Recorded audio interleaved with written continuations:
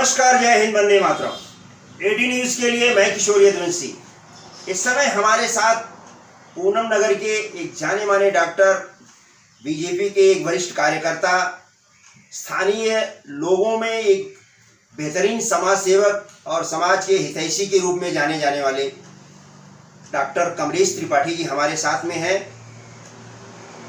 बहुत दिनों की जद्दोजहद के बाद आज ये समय हमें मिला है त्रिपाठी जी की तरफ से कि एटी न्यूज़ ने जब भी इन्हें मिलने की कोशिश किया तो ये इतने बिजी कोरोना काल में रहे हैं कि रात रात भर लोगों का मार्गदर्शन करना, जागना और समय से ज़्यादा देर तक अपने क्लिनिक पर बैठना, ये इनकी खासियत में शामिल हो चुका था इस कोरोना काल में। ऐसे में मैंने बहुत सारे डॉक्टरों को देखा कि जो बड़े दूर से पेशेंट को देखते थे और नाम मात्र के लिए दवाखाना खोलते थे और बहुत सारी बातें, जैसे एक हवा उनके सर पे सवार हो गया था। और दवाखाना तो खोलते थे क्योंकि पैसा लेना था, सब कुछ करना था और दवाखाना के नाम पे बहुत कुछ ये हो रहा है। पर हमने जो यहाँ पे देखा, कमलेश जी को जब हमने देखा तो उनके दिमाग में, उनके जहन में एक अलग ही कोरोना का एक इमेज बना है कि भाई देखिए, डरने से कुछ नहीं होगा है, सेवा करना हमारा काम है। और अगर जब हम ही मैदान छोड़ करके भाग जाएंगे तो बाकी लोगों का क्या होगा, समाज का क्या होगा।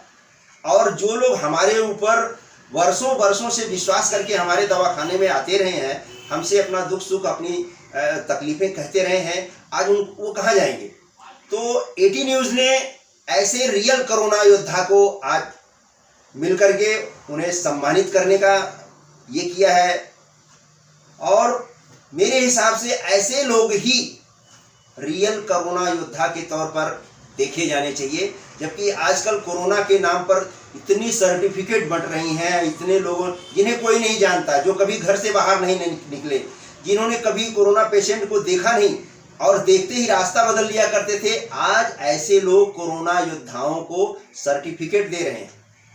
तो एटी न्यूज़ ने कोरोना काल में भी इनका एक इंटरव्यू आप सबको दिखाया था और मैंने अंधेरी ही नहीं, कई जगहों पर दूर दूर तक जाकर के ऐसे लोगों का इंटरव्यू किया और उनका हौसला अफजाई किया, उनकी समाज सेवा को लोगों के सामने लेकर के आया।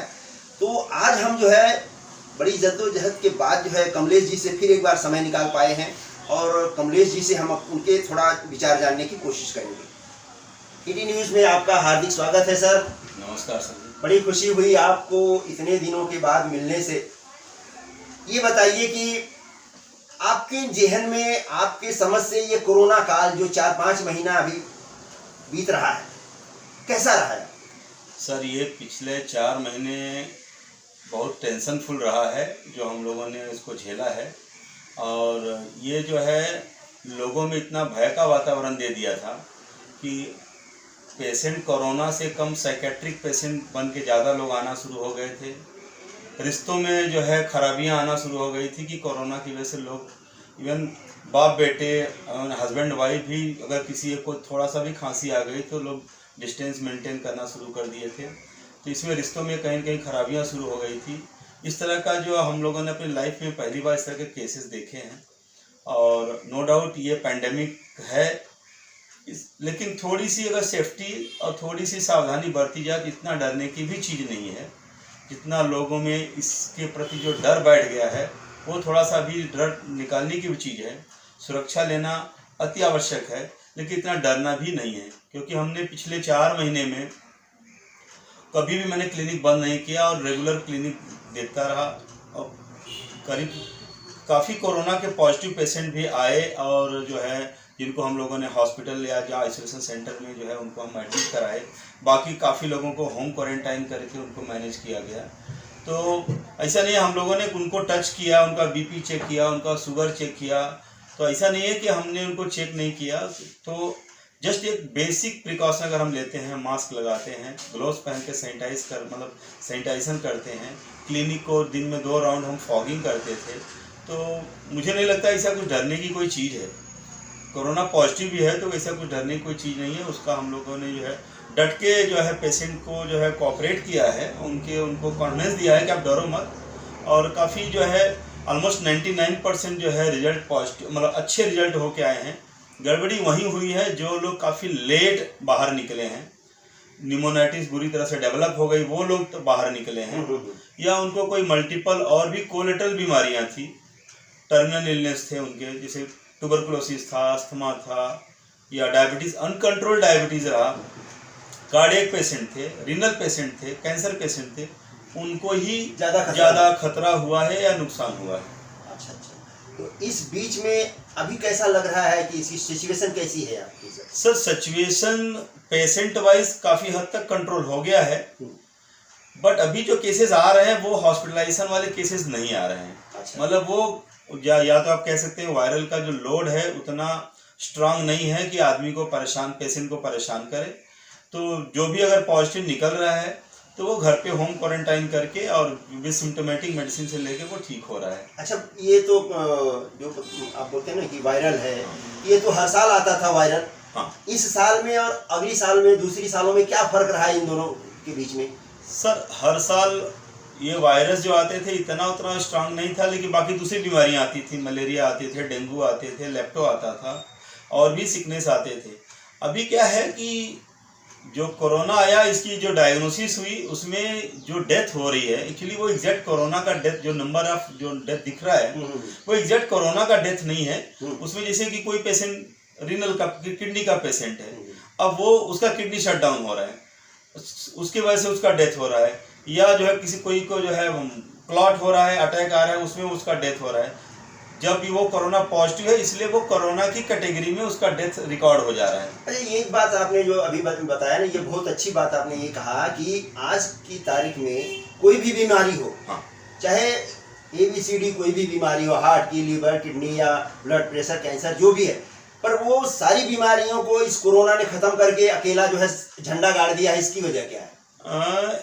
एक्चुअली सर देखो, कोरोना पॉजिटिव हो गया, उसके अंदर अगर वो डेथ कोई और कारण से भी होता है तो उसकी जो लिस्टिंग हो रही है कोरोना में हो रही है। अच्छा। तो कोरोना जो डेथ हो रहा है ना, that is a combination of cardiac death, renal death, cancerous death, और भी जो दूसरे मल्टीपल जो है शॉक के डेथ हैं, और भी जो मल्टीपल कारण है जो डेथ के होते हैं, वो अगर कोरोना पॉजिटिव है तो कोरोना की लिस्ट में आ रहा है। अच्छा। यही जब कोरोना नहीं होता था तो अलग अलग डेथ की लिस्टिंग होती थी, अलग अलग लिस्टिंग होती थी, समझे नहीं मेरी जी, जी। बात? अलग अलग डेथ की लिस्टिंग है, ये पेशेंट किडनी के उससे मरा, ये पेशेंट शॉक से मरा, ये पेशेंट कार्डियक अटैक से मरा। अब क्या हो गया कि जो सब हेडिंग है ऊपर वो कोरोना है, कोरोना, इसलिए जो है बाकी जो बीमारियां, मेन बीमारियां हैं वो सब लिस्टिंग में आ गई हैं। मतलब इन्फेक्शन भी है तो भी अब कोरोना के नाम से ही वो बिल फट रहा है। हाँ, मतलब अगर कोई डेथ हो रहा है, अगर वो पॉजिटिव है तो ऊपर जो है कोरोना है, तो सब हेडिंग, मेन हेडिंग कोरोना है, तो कोरोना की वजह से लिस्टिंग हो रही है। Okay okay. अच्छा, आज की तारीख में भी मुंबई में बहुत सारे, या मुंबई के हैं या पूरे भारतवर्ष में, कोरोना के पेशेंट की जो है जो लिस्टिंग हो रही है, कम से कम 60 और 70 के बीच में डेली का ये जो है आंकड़ा आ रहा है कि अभी भी इतने पेशेंट हो रहे हैं। इसमें कहाँ तक सच्चाई है? आपको लगता है कि ये सच है या झूठ है? नहीं सर, जो केसेस देखो जो पॉजिटिव आ रहे हैं वो पॉजिटिव हैं। अगर टेस्ट हो रहा है, अगर पॉजिटिव आ रहा है तो पॉजिटिव है। और बता दें, जितना आपको दिख रहा है ना, इससे और ज़्यादा पेशेंट हैं। अच्छा। जिन्होंने टेस्ट नहीं किया है, बट उनको किसी न तो टेस्ट की ज़रूरत है, न किसी ट्रीटमेंट की ज़रूरत है, तो वो घर पे भी ठीक हो रहे हैं। अच्छा। सिम्टोमेटिक बीमारी है, पैरास्टामॉल लिया या कुछ मेडिसिन लिया, एक सिंपल एंटीबायोटिक लिया, वो कवर हो रहे हैं। उनको अगर हम टेस्ट नहीं कर रहे हैं, टेस्ट उन्हीं लोगों का हो रहा है अक्सर जिनको कुछ कॉम्प्लिकेशन आ रहा है या जो डर रहे हैं, समझे नहीं? बाकी जो आपका नीचे का middle class, lower middle class का जो आपका जो ये है, उनमें अगर छोटे मोटे सिकनेस है तो रूटीन वो टेस्ट नहीं कर रहे हैं और मेडिसिन ले रहे हैं, सेटल हो रहे हैं घर पे। जितने क्वारंटाइन सेंटर थे लगभग, तो आज मैं देख रहा हूँ कि जो बड़े बड़े क्वारंटाइन सेंटर थे लगभग सारे के सारे आज की तारीख में बंद कर दिए गए। फिर भी ये आंकड़ा कहाँ से और क्यों दिखाया जा रहा है? इसका मतलब सर, अभी पहले कैसा था कि क्वारंटाइन सेंटर में सरकार हर ईच एंड एवरी जो है फैमिली का या उनके मेंबर को उठा के ले जाती थी, उनको क्वारंटाइन करती थी जी। अभी उनका जो ये है, जो नॉर्म्स आया है कि उनको उनके ही घर में क्वारंटाइन कर दिया जा रहा है। अच्छा। तो ये जो है वो, नहीं तो पहले क्या था, एक पेशेंट को अगर पॉजिटिव हो गया घर में 5 लोग 6 लोगों को जो है क्वारंटाइन सेंटर में रखना पड़ता था। बराबर। अभी क्या है, अगर वो पॉजिटिव है तो उसको उसके ही घर में क्वारंटाइन कर दिया जा रहा है। तो वो जो नंबर ऑफ पेशेंट हॉस्पिटल ना जाके घर पे ही वो ठीक हो रहे हैं या आइसोलेट होके सिम्टोमेटिक मेडिसिन ले ले रहे हैं। मतलब कि ये दहशत जो थी पहले, हाँ, वो धीरे धीरे कम हो गई है। दहशत तो कम हो गई है सर, और लोगों में दहशत नहीं भी होना चाहिए, क्योंकि देखिए लोगों को उसका बचाव रखें, सुरक्षा करें, डिस्टेंस मेंटेन करें, मास्क लगा के पब्लिक में अगर जाते हैं तो मास्क लगा के जाएं, सैनिटाइजर का उपयोग करें थोड़ा सा। तो मुझे नहीं लगता, अच्छा ये कोरोना का जो वायरस है, फ्लू वायरस, 99% लोगों तक जाएगा ये। अब मान के चलो अगर कोई बोले कि मैं जो है मुझे वायरस नहीं मिलेगा, तो पॉसिबल नहीं है, क्योंकि वायरस आपको कहीं न कहीं वाया आपके पास पहुंचेगा। हो सकता है तब तक उसका जो स्ट्रेंथ है वो इतना वीक रहे कि आपके बॉडी में आएगा और आपको पता भी नहीं चलेगा और आप ओके भी हो जाओगे। जिनको कुछ मल्टीपल प्रॉब्लम है उनको समझ में आएगा कि उनको कुछ न कुछ प्रॉब्लम है। जिनका मतलब इम्यून सिस्टम जिनका स्ट्रांग होगा उनको तो पता ही नहीं चलेगा। ये जो है सबको टच करने वाला ही है, क्योंकि हम आप एक समाज में रहते हैं, ग्रुप में रहते हैं, बाजार जाते हैं, बड़ी फैमिली होती है, सोसाइटी में रहती है, एक दूसरे से मिलते हैं। तो आप कितने दिन तक अपने को घर में आप छुपा के बैठेंगे और इससे बचे रहेंगे? एक न दिन तो आप बाहर आएंगे तो कोई ना कोई आपसे मिलेगा ही। हो सकता है वो कैरियर हो, एसिम्प्टोमेटिक कैरियर हो, आपसे मिलेगा और आपको कुछ न कुछ वायरस दे के जाएगा। हाँ, ये है कि आने वाले समय में धीरे धीरे इसका जो वायरल लोड है वो कम हो रहा है। तो लोगों में डरने की कोई बात नहीं है, सुरक्षित रहें, जो प्रॉपर केयर है उसको लें और कोई दिक्कत नहीं। स्पेशली मैं जो डायबिटिक पेशेंट उनसे रिक्वेस्ट यही करूँगा कि डायबिटीज़ के प्रति अपने लापरवाही न करें, क्योंकि हमने भी अपने 2 मित्र ये इस दौरान में जोगेश्वरी विभाग में जो है हमने खोए हैं, क्योंकि हम लोग उसमें इम्यूनिटी बूस्टर की मेडिसिन बांट रहे थे। हमारे साथ जो है ठाकुर बंधु थे जोगेश्वरी के, संदीप ठाकुर और उनके बड़े भाई दीपक ठाकुर, जिनको हम लोगों ने जो है कोरोना काल में मतलब वो शहीद हो गए। जो है देखा जाए तो रियल जो है दे वर हीरोज, क्योंकि वो मेडिसिन बांटते चूँकि उन लोगों को शुगर वगैरह था। अच्छा। शुगर कंट्रोल नहीं था उनका। ये महामारी अभी कितने दिनों तक लगभग जाएगी आपके अंदाज से? सर ये तो प्रेडिक्ट करना हमारा काम नहीं है, पॉसिबल नहीं है प्रेडिक्ट करना। बस ये हिसाब से मेरे हिसाब से ये साल तो पूरा जाना है। अच्छा। उसमें तो अभी ऑलमोस्ट ये साल तो जाएगा।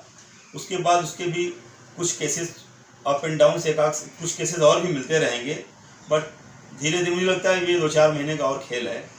तब तक हो सकता है कि हमारी सरकारें भी बहुत मेहनत कर रही हैं कि शायद वैक्सीन वगैरह आ जाए, तो लोगों में जो है at least those who are high risk, जो फ्रंट लाइन जो है, जो कोरोना योद्धा हैं, उनको कुछ वैक्सीन प्रिवेंशन की मिल जाए तो मेरे हिसाब से ये काफ़ी जो है रिलीफ मिलेगा। खेल की जो बात आपने किया है, बातों बातों में जो एक बात निकल गई है कि बहुत सारे लोग जो है बड़े बड़े हॉस्पिटल में, प्राइवेट हॉस्पिटल में और यहाँ वहाँ पर जिस तरह का लोगों के साथ में व्यवहार किया जा रहा है, उनकी बिलिंग की जा रही है, इसे भी एक खेल की तरह से लोग समझ रहे हैं कि ये भी एक खेल ही खेला जा रहा है पेशेंट के साथ में। इसमें कहाँ तक सच्चाई है? सर बिलिंग के बारे में तो मुझे ज़्यादा आइडिया नहीं है, क्योंकि हमारे ज़्यादातर पेशेंट जो है या तो वो होम क्वारंटाइन होकर ठीक हुए हैं या जो है गवर्नमेंट के जो सेंटर है वहाँ ठीक हुए हैं। प्राइवेट हॉस्पिटल में उतना हमारे कोई ज़्यादा पेशेंट गए नहीं है, तो मुझे उनका अनुभव नहीं है। और 1-2 जो पेशेंट गए भी हैं तो तब तक सरकार का जो है बिल के ऊपर जो उनका अंकुश आ गया था, तो वो पैकेज में गए हैं, 1 लाख 1.5 लाख या 1.25 लाख का वटेवर जो भी है। अच्छा, तो सरकार से हाँ, उसमें जो आया तो उसमें हुआ। तो ऐसा बिलिंग का मुझे ऐसा मेरे पास कोई ऐसा केस नहीं। कई हॉस्पिटलों का वीडियो वायरल हुआ, उसमें मारामारी। हाँ, वो मैंने सर देखा है कि और ये करना सर वो मैंने देखा था कि जब शुरू में आया कि कोरोना पॉजिटिव है। सर ये देखो, ये तो डिमांड के ऊपर है। अगर हर पॉजिटिव पेशेंट अगर सोचेगा उसको एडमिट होना है, हॉस्पिटल में बेड कम है, तो शायद कुछ प्लेसेस पे उसका मिसयूज भी हुआ है बिलिंग्स के लिए। इवन मैंने भी, मेरा जो पॉलिसी था कम था, जब मैंने देखा लोगों के 10 लाख 15 लाख या 20 लाख के बिल आ रहे हैं, तो मैंने बोला मैं भी फ्रंट लाइनर हूँ, तो मैं भी अपना भाई एटलीस्ट इंश्योरेंस के पैकेज को बढ़ा लूँ। हाँ। क्योंकि हो सकता है कल मैं भी विक्टिम हो जाऊँगा और मुझे भी कहीं हॉस्पिटल जाऊँगा, 20 लाख का पैकेज अगर मुझे मिले या 15 लाख का मिले तो मैं कहाँ से दे पाऊँगा। तो नो डाउट वो मैं भी डरा और मैं फिर जाके अपने जो मेरा इंश्योरेंस की पॉलिसी थी उसको अपडेट किया, थोड़ा सा उसका प्रीमियम बढ़ा के उसको अपडेट किया। अच्छा। तो बट उसके बाद सरकार ने इस पर बहुत गंभीरता से निर्णय लिया और उसको जो है उन्होंने उस पर एक्शन लेके उसको कंट्रोल करा।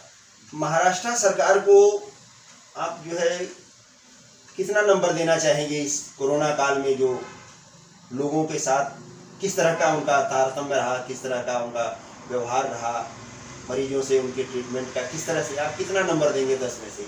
सर देखिए, ये तो कोई सिंगल केसेस नहीं है। जहाँ पे पैंडेमिक होता है, मल्टीपल केसेस निकलते हैं एट ए टाइम, तो सरकार को भी संभालना बड़ा मुश्किल हो जाता है। बट फिर भी सरकार ने जितना था एफर्ट पूरा लगाया है उन्होंने, तो मैं इनको 10 आउट ऑफ 10 में मैं इनको 7 देना पसंद करूँगा कि एक 7 तक इन्होंने जो है प्रयास किया है, जो भी रहा है। और बाकी मुंबई की पब्लिक काफ़ी समझदार है, उन्होंने भी अपने जो है बुद्धिमानी का परिचय दिया है, और उन्होंने भी खुद केयर करना, ऑक्सीमीटर से अपना वो देखना, सैनिटाइज करना, या जो भी है बेसिक जागरूक पब्लिक है। मुंबई की पब्लिक बहुत जागरूक है। मैं तो कभी कभी देखता हूँ कि मैं क्लिनिक में सिर्फ मास्क लगा के और बैठा हूँ। कभी कभी मेरा एक पेशेंट कोई आता है, पता लगता है कि वो मेरे से ज़्यादा वो केयर लेके बैठा है, मतलब मास्क भी है, शील्ड भी है, ग्लव्स भी है, और इवन समटाइम पीपीई किट भी पहन के पेशेंट आ जाते हैं। तो मेरा मुंबई का पेशेंट जो है बहुत ज़्यादा जागरूक है, और वो जितना जागरूक है वो सरकार को उससे उतना ही बेनिफिट है कि आपके नंबर ऑफ केसेस कम होंगे, तो सरकार को संभालने में आसानी। मतलब आगे आप ये सोच सकते हैं कि मुंबई को अगले कुछ महीनों में इन चीज़ों से निजात मिलने की संभावना है? सर हमारी मुंबई बड़ी प्यारी मुंबई है, और यहाँ के लोगों में एक अलग स्पिरिट है, समझे नहीं, वो सब दुख को भूल जाते हैं और आगे बढ़ने का प्रयास करते हैं। और ये समय भी निकल जाएगा, और फिर से हमारी मुंबई जो है जैसे ग्रीन मुंबई और बेस्ट मुंबई है, फिर से बन जाएगी। ये बहुत सारे डॉक्टर हो या इवन किसी भी पेशे में जो लोग रहे हैं, जो जिन्हें यहाँ के स्थानीय लोग परप्रांतीय कहते हैं, हम भी परप्रांतीय हैं, आप भी परप्रांतीय कहे जाएंगे उनकी निगाह में, पर न आपने मुंबई छोड़ा न हमने मुंबई छोड़ा, हमने मुंबई को अपनी कर्मभूमि बनाया है। तो ऐसे लोगों को आप किस तरह से जवाब देना चाहेंगे? नहीं सर, परप्रांतीय का जो शब्द है, मैं तो जो लोग ऐसा सोचते हैं मैं उनको बोलूँगा कि नहीं, ये उनके दिमाग की सोच है, उनके छोटेपन की सोच है। हम मुंबई में हैं, मुंबई को प्यार करते हैं। अगर मुंबई को अगर हम प्यार नहीं करते तो कोरोना काल से हम यहाँ से हिलते नहीं, हम यहीं पे डटे रहें और जीते हैं। जब यहाँ जी रहे हैं तो मरेंगे भी यहीं, जिएंगे भी यहीं। हम मुंबई को छोड़ने वाले नहीं। मुंबई हमारे दिल दिमाग हमारे जो है ब्लड में घुस गई है, और हम मुंबई को अपना मानते हैं। तो हम परप्रांतीय का कोई हमारे ऊपर ऐसा कुछ लेवल नहीं है, ना ऐसा हमारे दिमाग कुछ रहता है। हमको हमारी जो है हमको मालूम है कि मुझे जीना यहाँ है तो मरना भी यहीं है। तो ये हमारा जो है प्यार है मुंबई के प्रति, वो मेरी दीवानगी है। तो उसमें ऐसा कुछ मुझे नहीं लगता कि परप्रांतीय जो लोग मुद्दा रखते हैं वो कुछ ज़्यादा जो है असर दिखा पाएंगे। धन्यवाद। आपने देखा, जीते हैं यहाँ तो मरेंगे भी यहाँ, ऐसे जो है कमलेश त्रिपाठी जी के विचार हैं। और उनका ही क्या, मेरा भी यही विचार है, क्योंकि मैंने मुंबई के जो दंगे हुए थे, जो मुंबई खून से नहाई थी, या आतंकवाद के बम ब्लास्ट से जब लहूलुहान हुई थी उस समय भी, और आज भी हम मुंबई को न छोड़े हैं न छोड़ेंगे। कभी भी मुंबई हमारी है, हमारी रहेगी। और ये छोटी छोटी बातें जो कुछ लोग सोचते हैं, उसे हम अपने कर्मों से, अपने कृतित्व से हम उसे जो है कहीं भी हवा में उड़ाने की क्षमता रखते हैं। ये हमारे हर उत्तर भारतीय का और हर हमारे सामाजिक सिपाही का ये दायित्व है कि ऐसे लोगों को मुंहतोड़ जवाब दिया जाए। अगर वो आपको कहते हैं कि आप परप्रांतीय हैं, आप स्थानीय नहीं हैं, आप इस तरह की किसी भी बात का आप सीना ठोक करके जवाब दे सकते हैं। एटी न्यूज़ के लिए मैं किशोर यदवंशी, धन्यवाद।